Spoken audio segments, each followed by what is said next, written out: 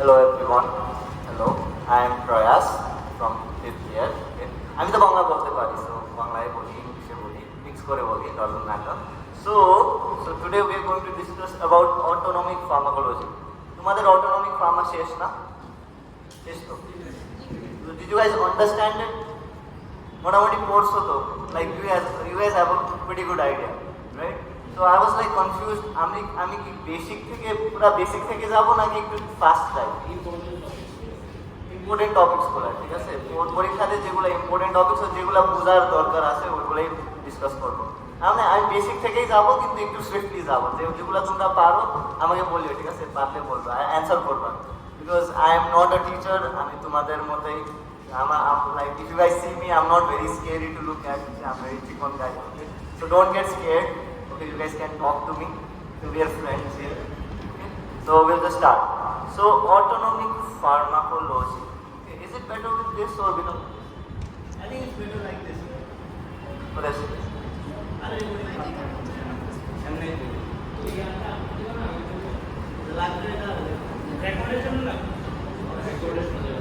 don't like this. Okay, anyways. So autonomic pharmacology. So this is very important for the exam. So in autonomic pharmacology there are two systems. What are those? Sympathetic and parasympathetic, right? So in sympathetic, what's the other name for sympathetic? Fight or flight system, right? Fight or flight system, right? So this means like you're getting ready to either fight the opponent or like run away from it, right? So what are the changes that can happen in sympathetic system, right? When I'm talking about sympathetic system, look at this guy that's running away, right? So always think like you're being chased by a tiger, okay? So when you're being chased by a tiger, what do? You run, right? So if you have to run really fast, what should be the blood supply to the heart? Should it increase or decrease? Right? Increase. Blood supply to the skeletal muscles? Increase. Right? But how about the blood supply to the GIT? Decrease. Why should it decrease?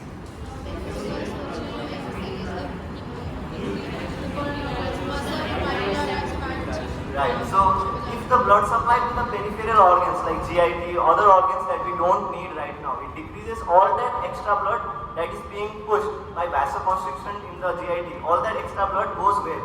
To the heart and the skeletal muscles, right? So there are some changes. How about what happens to the eyes when you are running away from the tiger? Eyelid. Why?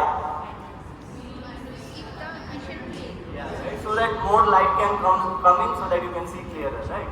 So there are a bunch of changes. What happens to the peristalsis? Do you need to digest food at the moment? No, right? So the peristalsis stops. What happens to the sphincters in the GIT then?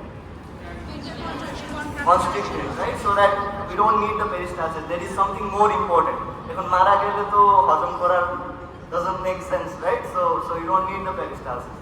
So there are a couple of these changes, right? So the eyes become dilated, blood vessels they get constricted in the periphery, but they are dilated in the coronary blood vessels and the skeletal muscles, right? So that's the difference.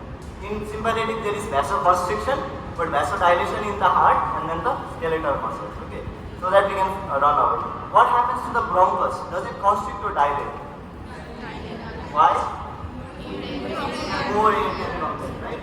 So I just wanted to go about what happens to the glands, like the secretions in the glands. Increases, right? Because right now we don't need to digest food, nor do we need to secrete any, like it takes extra effort to do that, right? So in an emergency condition, all the secretions decrease. That's why people when they are scared, they say like they have dry mouth, right? Right? So why does it happen? Because when you're scared, the sympathetic discharge increases, so all the secretions decrease. So the salivation also decreases. That's why, like in movies, if people are scared, they have like dry mouth, right? So these are the things. So what happens to the glucose level in the body? When you're running away from the tiger, do you need glucose?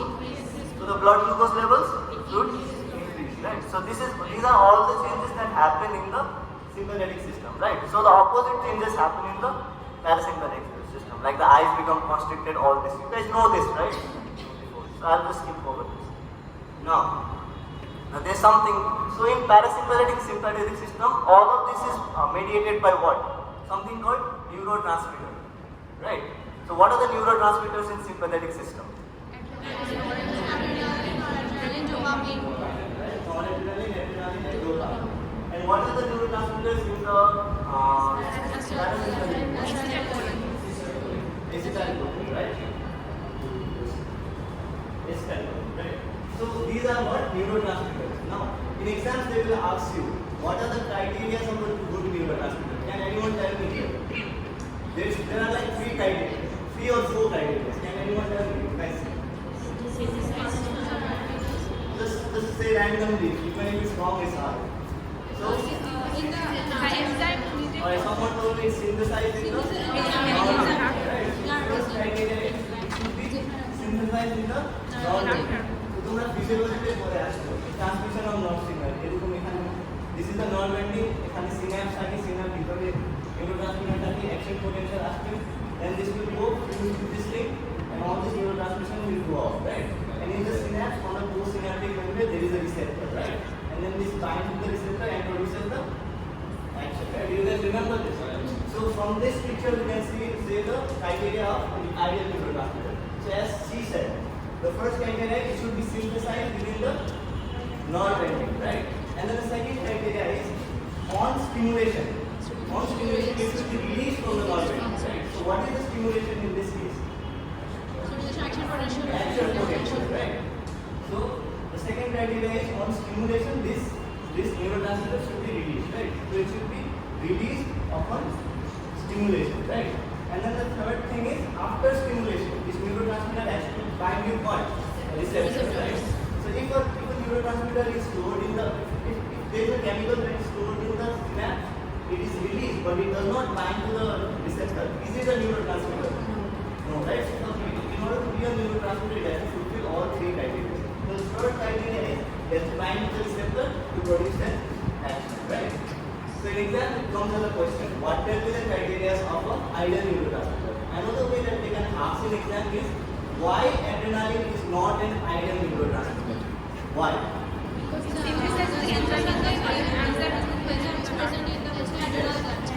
Adrenaline is not synthesized in the nerve ending. Instead of nerve endings, where is it synthesized? Adrenal medulla. So adrenaline does not obey which pole? First, second, third. First. Right. So this is an exam question. The adrenaline is not an ideal neurotransmitter because it is synthesized in a gland. But in our criteria, it should have been synthesized in a nerve ending. That's why adrenaline is not an ideal neurotransmitter. That's the exam question. Now, that's about the criteria of ideal neurotransmitter, right? So as you guys told, there are 4 neurotransmitters, right? Adrenaline, noradrenaline, dopamine, and acetylcholine. So the important thing that I want you to understand is, neurotransmitter has its preferences. Okay, like you guys want, someone likes biryani, someone likes khichdi, right? Neurotransmitters are like us, so they also have preferences. Our neurotransmitter does not bind with every receptor; it only binds with specific receptor, right? So from here you can see adrenaline binds with all the 4 receptors: alpha 1, alpha 2, beta 1, and beta 2, right? But noradrenaline binds with only 3 receptors: alpha 1, alpha 2, and beta 1, but not beta 2. Now, the reason why I said not beta 2 is it will become useful when I discuss other things. Right? Just remember, adrenaline binds with all the receptors. Noradrenaline does not bind with beta 2. It binds with other stuff, right? Tomorrow we keep lecture is CVS for this. So in the CVS there was a big chart, right? Difference between isoprenalic, adrenaline, and noradrenaline. Right? Yeah, right? So in order to understand that difference, we need to understand these 2 things, right? So we'll get to that in a second. The other one is dopamine. So dopamine has a receptors preference. It binds first with dopamine receptors. Then when the dopamine receptors are already binded, then it goes to beta receptor. Then it goes to the alpha receptor. This is also important later on. And isoprenalic binds with all the beta receptors, beta 1, 2, and 3. Right? And acetylcholine binds with all the cholinergic receptors, M1, M2, M3, all those things. Right? So this is all about receptor preference, right? Which receptor binds, which neurotransmitter binds with which receptor. Now right now it doesn't make a lot of sense, but when we look at the clinical application, this information will come in useful, right? So you already know what is agonist, antagonist, antagonist, inverse agonist and all that stuff. I won't go over that, right? Now, but then there's another thing that you might not know is we can also classify agonists according to their mode of action. Direct, indirect and mixed action, right? So can anyone tell me what is a direct agonist?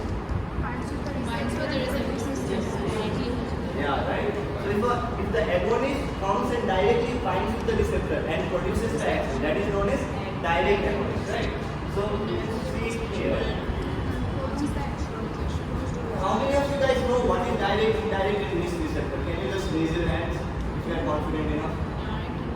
Right? So I can see a couple, but a couple of you don't know. Most of you know, right? We'll go over this. So direct agonist, this is very important. Direct agonist, as the name suggests, comes and directly binds with the receptor to produce the action. Example is most agonists, right? For example, adrenaline binds with the beta-1 receptor in the heart, directly binds with it and increases the heart rate. So adrenaline is a direct agonist of the beta-1 receptor, right? Does it make sense? Right? So indirect agonist. So what is an indirect agonist? So can anyone tell me? What's the indirect agonist? Increase the Stand up. No, I won't increase duration of action by decreasing the degradation of the neurotransmitter like acetylcholinesterase enzyme के Exactly. So what she said is an indirect agonist acts by not directly binding to the receptor but increasing the amount of the neurotransmitter that was already present in the enzyme, right? So what she says is, so indirect agonist, you remember like acetylcholine is released here and then acetylcholine binds with, I don't know, let's say AMP receptor is here, right? So in order to increase the action of parasympathetic action, there is two ways we can do this, right? First, we give another drug, right? For example, I don't know, pilocarpine. Just question, what is pilocarpine is for? Pilocarpine, right? It's an AMP agonist, right? So say this pilocarpine, if you want to increase the action on the AMP receptor, you can give pilocarpine. Pilocarpine will come and bind to the AMP receptor and directly stimulate it. This is direct agonist, right? But another way that can be used is by using indirect agonist. Tell me one example of indirect agonist. Physostigmine. Someone else says physostigmine, right? So physostigmine, so what happens is this acetylcholine, after being binded to the receptor, is going to be degraded by an enzyme. It is called acetylcholine, right? Acetylcholine enzyme, right? So it is degraded and it's gone out, right? It happens so quickly, like in 150 milliseconds the degradation happens, right? So in order to increase the action on this AMP receptor, we can also, another way, we can indirectly increase it by inhibiting the acetylcholine enzyme. So when we inhibit, we give another drug, for example, physostigmine. It goes and binds to this enzyme and inhibits it. When we inhibit this enzyme, right? Will this acetylcholine come and be degraded now? No, right? So when it's not degraded, the amount of acetylcholine in the synapse, will it increase or decrease? Increase, right? So if the acetylcholine synapse amount is increased, then this acetylcholine will bind more with AMP receptor, right? So again the AMP action is increased. So in this way, we can understand the difference between direct and agonist. We can increase the action of AMP by either giving a direct agonist and directly bind to the AMP, or we can still do the same thing by giving an indirect agonist that inhibits the action of this acetylcholine enzyme, increasing the amount of ACH in the synapse, then this ACH will bind with the AMP and increase the rate. So in this example, the physostigmine it is acting as an indirect agonist because it is increasing the action of the AMP, but is it directly binding to the receptor? No, right? So it's doing it in a very indirect way. That is known as indirect agonist, right? Now there is something called a mixed agonist. Mixed agonist by the name is a mixture of direct and indirect agonist. One of the examples is a propyl ephedrine. Take a word of this name. Ephedrine, right? Ephedrine, right? So what happens is if you give ephedrine, it increases the amount of acetylcholine, not acetylcholine, noradrenaline and adrenaline in the synapse, but it also sometimes binds with beta-2 receptor as well. So it is binding with the beta-2 receptor as well as increasing the amount. So it's acting in both ways. So in this classification we can divide it into direct, indirect and mixed, right? Did you guys understand it?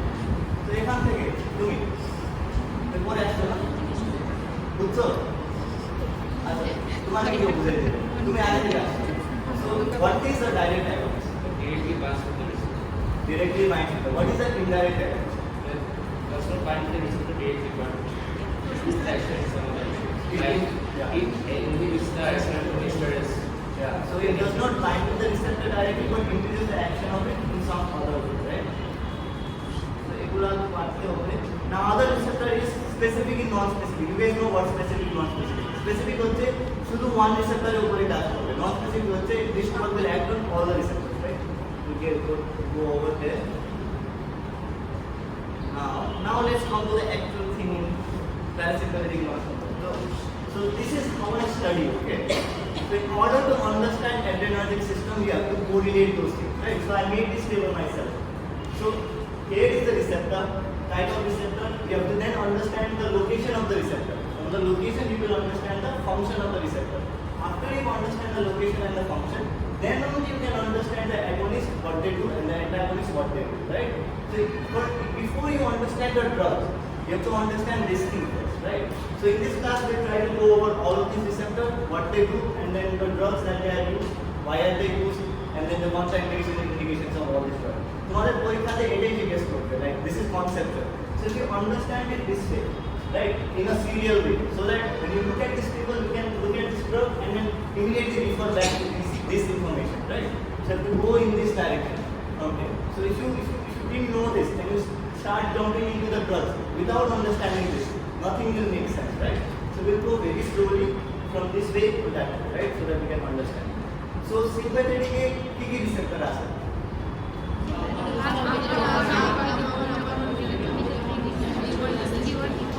Right?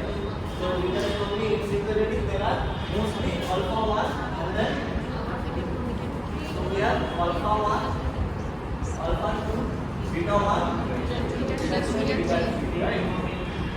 And then dopamine, right? So in dopa we have dopa 1 to dopa 5. We don't care about the other four because they're useless. So dopa 1 is the important one, right? So what do we need as a useless clinical test? We don't have to study, we have to go ahead. Okay. So in order to understand the function, there is a keyword for all of these receptors, right?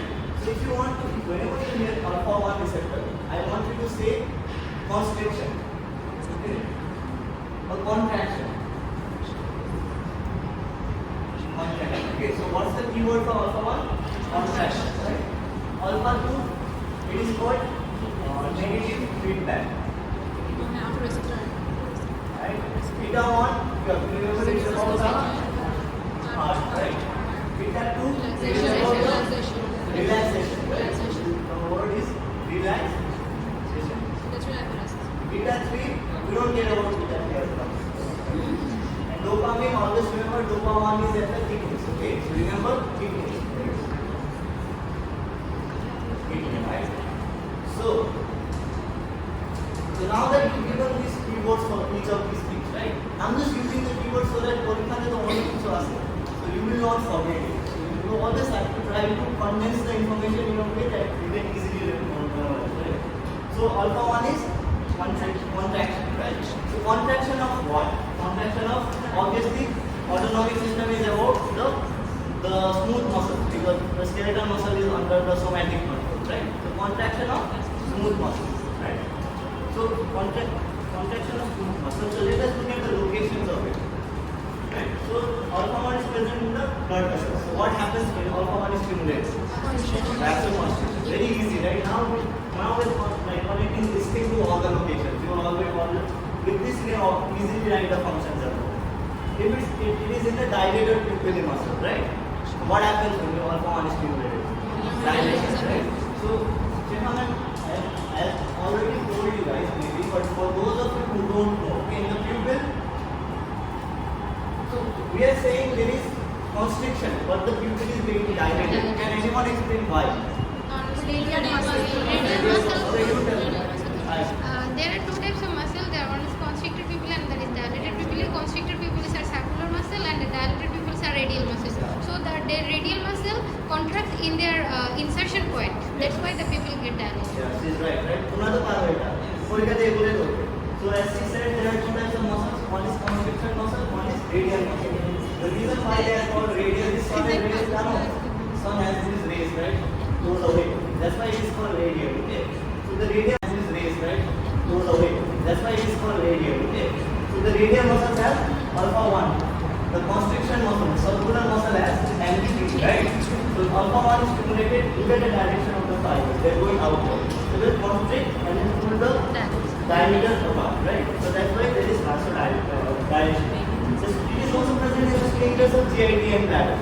So when the sphincters of GIT is constricted, what will happen to the peristalsis? Decreases, right? As the food won't move in the bowel, right? Other thing is the bladder, if it's constricted, what will happen to the micturition? Will it happen or not?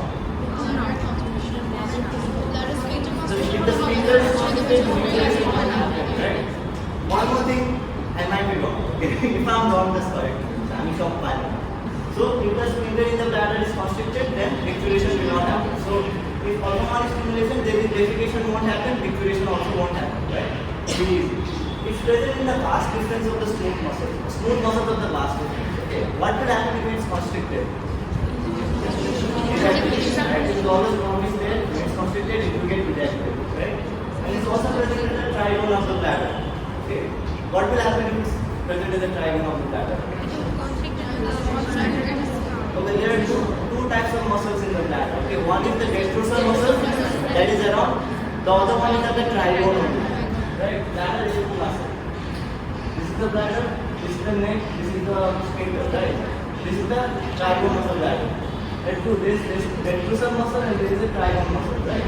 So when the trigone is constricted, when the detrusor muscle is constricted, right? It will increase the pressure in the bladder. So it will cause micturition. But when the trigone muscle is constricted, so it will, when it's constricted, now the mechanism is kind of destroyed. When it's constricted, it actually narrows the neck of the bladder. Trigone that constrict করলে pressure, it will instead of helping micturition, it will prevent micturition because when this is constricted, bladder and neck এরকম হয়ে যায়. So it will prevent micturition. Okay.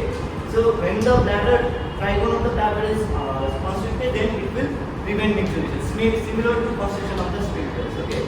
So from this, we have already discussed the locations and all, right?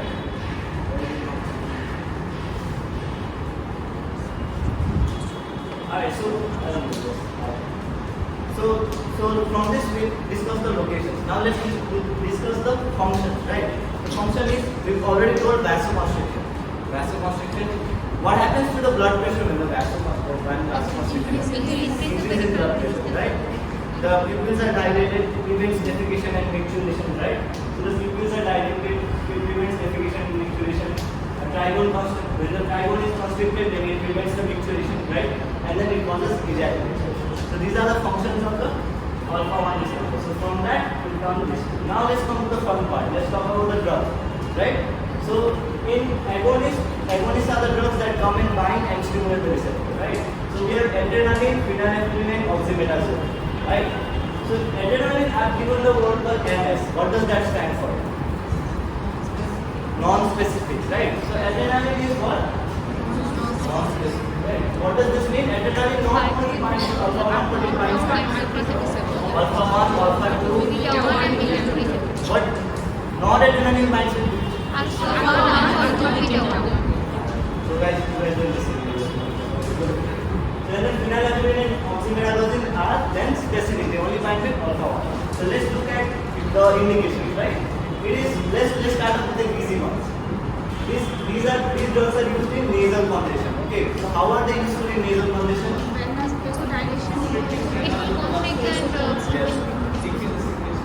As he said, it constricts the blood vessel going to the nose. When the blood vessels are constricted, the goblet cells within the nose, they don't get enough blood to produce mucus. So vasoconstriction, the goblet cells in the nose, they don't get blood supply.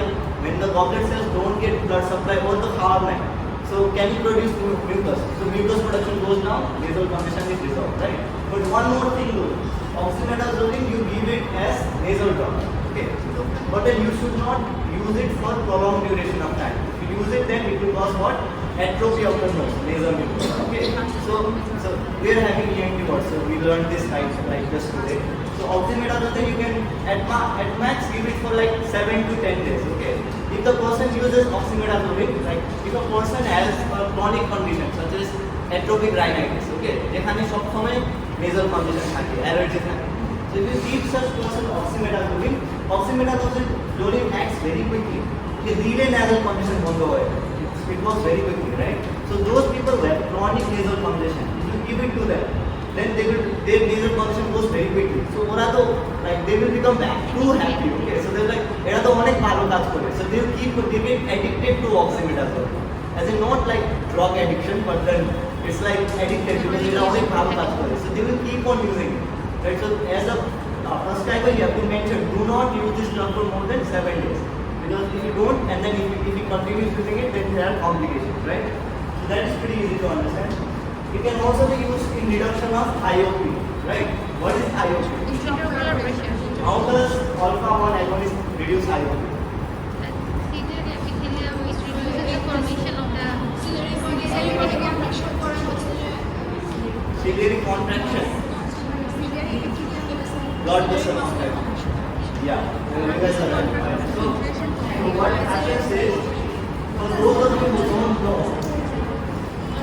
glaucoma or glaucoma, however you want to pronounce it, is a condition where the intraocular pressure is too high, right? So high value samasya. So samasya hocche if the intraocular pressure is too high, right? If the IOP is too high, what is behind the eye? Retina, right? Okay. So the intraocular pressure is very high and you don't treat it in time. This pressure will put pressure on the retina. So if it's an acute ocular emergency condition, right? If you don't treat it, the retina will be pressed. And if what does retina contain? Nerve fibers, right? Rods and cones, and they have the ganglionic cells and the neurons, right? So the neurons are compressed, they will get damaged. Once the neurons are damaged, can you divert it back? So it will lead to what? Permanent blindness. So if you are in the eye ward and a patient comes with you with glaucoma, right? The way you can diagnose glaucoma is there's something called tonometry, okay? I'm just teaching you extra stuff because it's good, okay? So when you just put your finger, you can just put your finger on your eyeballs, okay? So if you do that, your eyeballs are not rock hard. They have some degree of fluctuation, right? But in IOP, how will the eyeball consistency? It will be stony hard, okay? So in such patient, you should not wait at all. You have to give immediate treatment. If you wait only, the nerve will be permanently damaged, right? So in this patient, you can give alpha-1 agonist, right? If you give alpha-1 agonist, what happens is, IOP is a fluid. Which fluid is inside the eye that gives IOP? Aqueous and vitreous fluid, right? Primarily aqueous fluid. So aqueous fluid comes from this thing, a ciliary body, right? So the ciliary body continuously produces the aqueous fluid, and then this aqueous fluid then gets drained by a channel of stem, right? There is a meshwork called trabecular meshwork, and there are like chigros there, okay? Chigros there, right? So and then from the chigros there is a little canal there, okay? The canal is called the channel of phlegm, right? So this thing happens. In order to treat this thing, what you can do when you give alpha-1 agonist, where is this aqueous humor is coming from? This is coming from the ciliary body. Ciliary body, they can fluid to it, the blood lagana. So when you give alpha-1 agonist, what happens to these blood vessels in the ciliary? Blood vessels concentrate over the ciliary body produce করতে পারবে? So if you reduce the production of aqueous humor, right? When aqueous humor production is reduced, what happens to the IOP? সমস্যা কি ছিল? IOP বেশি ছিল. So have you treated glaucoma? So that's why it is used in glaucoma, right? Apart from this, it can also be used in prolongation of action of local anesthesia. Okay, this is a good question. How does alpha-1 agonist increase the action of local anesthesia?